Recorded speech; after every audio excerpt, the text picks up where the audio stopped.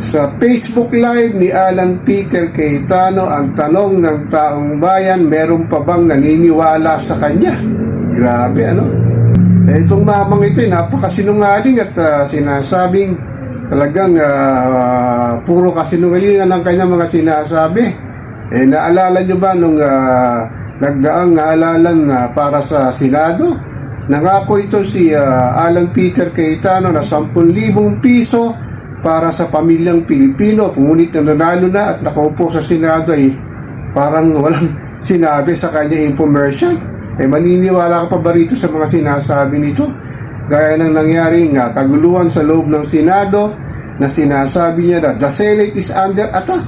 Grabe ka, Mr. Cayetano, hindi naman ka inatake. Ang iyong Sergeant at Arms na si retired Major General Aplasca ang siyang nagpatutok ng warning shot para lumapit niya ang mga sinasabing kawani ng NBI para sa sinasabing nagkaputukan. Pero nga ang pagkakamali nyo ay talagang kitang-kita nga sa video at sinabi ng mga journalist o media man na nandun sa nagko-cover sa Senado, ito nga si Aplasca ang nagpaputok na ulang nagpaputok.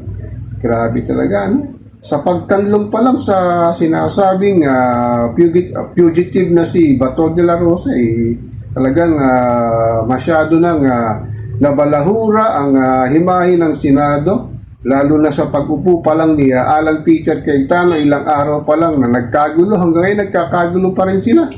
Grabe, ano? Talagang hindi natin maaasahan itong mga sinasabing tiwaling politiko na imbis na magtrabaho para sa kapakanan ng mamamayang Pilipino, ang kanilang ginagawa, puro pamumuliti kanila at panloloko sa taong bayan.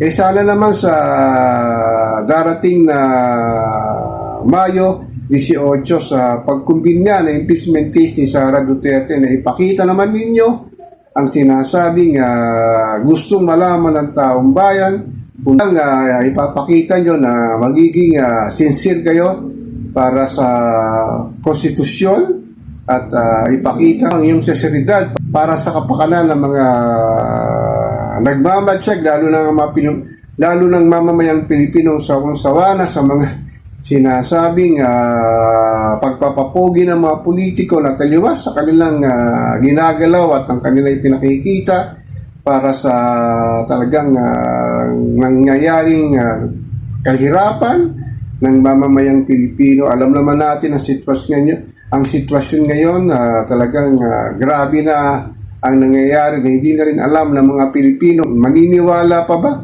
sa sinasabi ng mga politiko katulad nitong si Alan Peter Cayetano na talagang magtatanong ka na lamang sa sarili mo, talagang itong tao na to magaling mambola, magaling mangnalita pero sa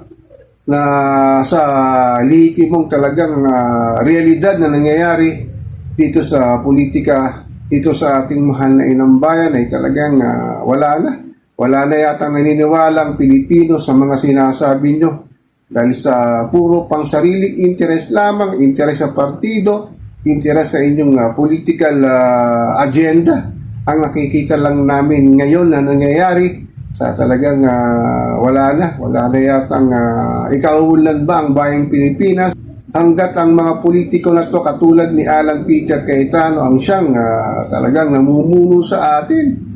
Sana naman bumawi tayo sa darating na halalang 2028. Pumili tayo ng karapat-dapat na iluluklok natin.